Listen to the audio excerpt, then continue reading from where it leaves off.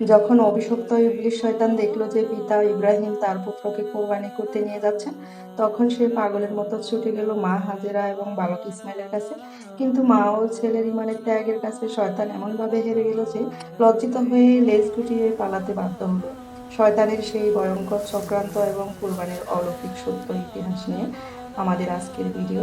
সম্পূর্ণ দেখুন।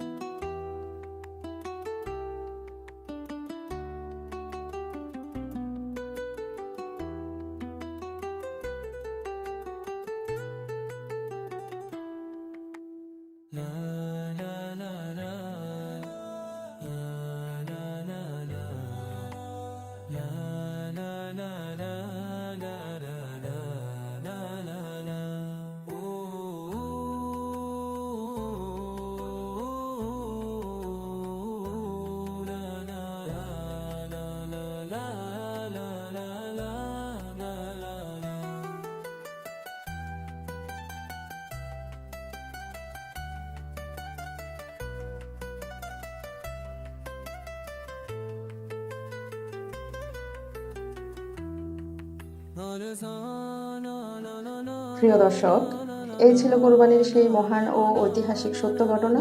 আল্লাহ পাক রব্বুল আলামিন আমাদের এই ঘটনা থেকে শিক্ষা নিয়ে ত্যাগ ও আল্লাহর প্রতি অটুট ভালোবাসা তৈরি করার তৌফিক দান করুন। সকালে কমেন্ট বক্সে লিখুন আমিন। ভিডিওটি ভালো লাগলে লাইক ও শেয়ার করুন এবং এরকম চমৎকার